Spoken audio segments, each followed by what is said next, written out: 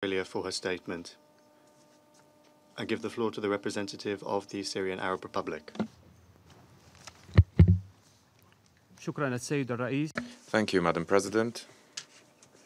The Syrian Arab Republic welcomes the adoption of Resolution 2462, and we look forward to a genuine international commitment to implement this resolution.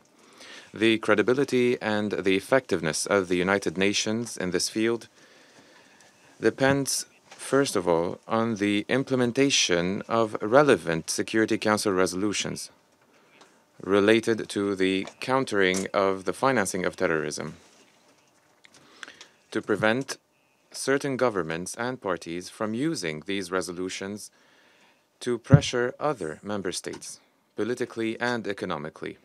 In other words, we stress that the resolution adopted today focuses exclusively on preventing and countering the financing of individuals, groups, entities, and undertakings designated by the Security Council as terrorist. Based on this clear legal understanding, the Syrian Arab Republic categorically rejects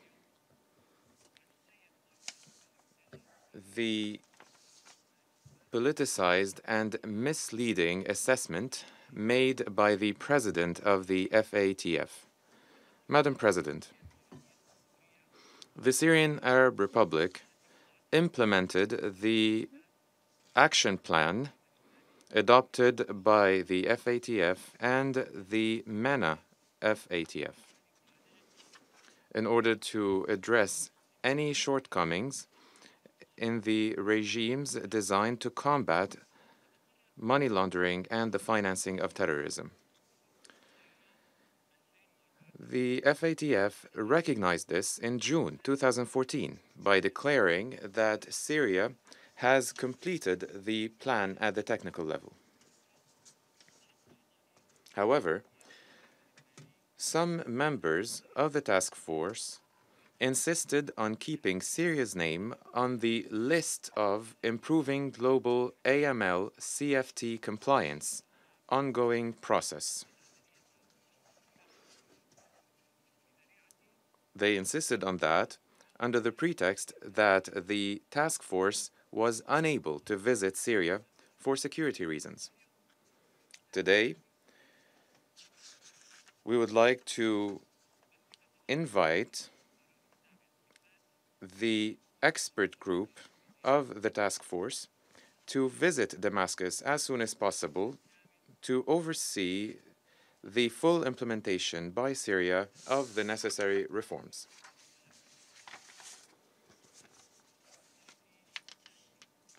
We believe that combating the various tools and mechanisms to finance terrorism is a decisive factor in eliminating terrorism. However, we and other members of the United Nations, we are concerned by the UN's inaction, inability, and the international failure to hold accountable certain governments that are directly implicated in funding and arming armed terrorist groups designated by the Council. These governments have contributed to the creation of the foreign terrorist fighter phenomenon and to fueling extremist ideologies and violent extremism conducive to terrorism around the world. Madam President, the United Nations does not lack the necessary legal instruments to combat the financing of terrorism, despite the need to promote and improve these instruments. In fact, the Security Council has adopted clear resolutions on combating the financing of terrorism. However, The problem lies in the absence of the necessary mechanisms to hold accountable those governments implicated in the financing of terrorism, whether directly or indirectly. I would like to give you one example of many. The government of Qatar has violated publicly Security Council resolutions 2133, 2161, 2253, and 2368. The government of Qatar has provided cash, and I repeat cash, in the amount of $1 billion to terrorist groups, including ISIL and al-Nusra Front, in Syria and Iraq, on the pretext of paying ransoms to release foreign abductees. However, no member state at the United Nations even rose a finger to ensure the implementation of the relevant measures in Security Council resolutions, those resolutions that condemn and prohibit ransom payments to armed terrorist groups. Madam President, in our war against ISIL, al-Nusra Front, and other terrorist groups, tens of thousands of Syrians lost their lives. The Syrian people suffered immensely as a result of terrorism, in addition to the economic losses that no one country can endure on its own.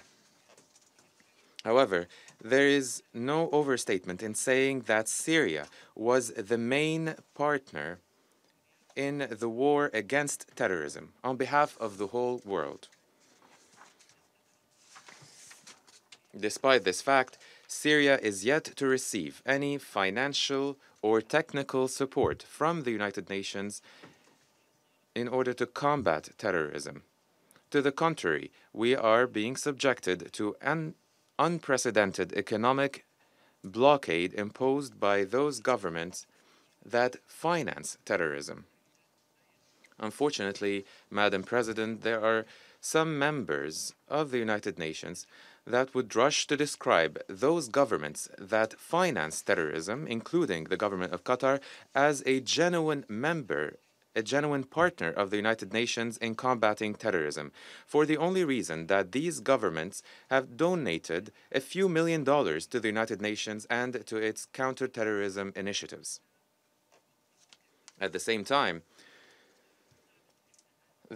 a former prime minister of one of these governments, and I mean Mr. Hamad bin Jassim, the former prime minister of Qatar, admitted that the government of his country spent $137 billion to fund, arm, and train armed terrorist groups in Syria.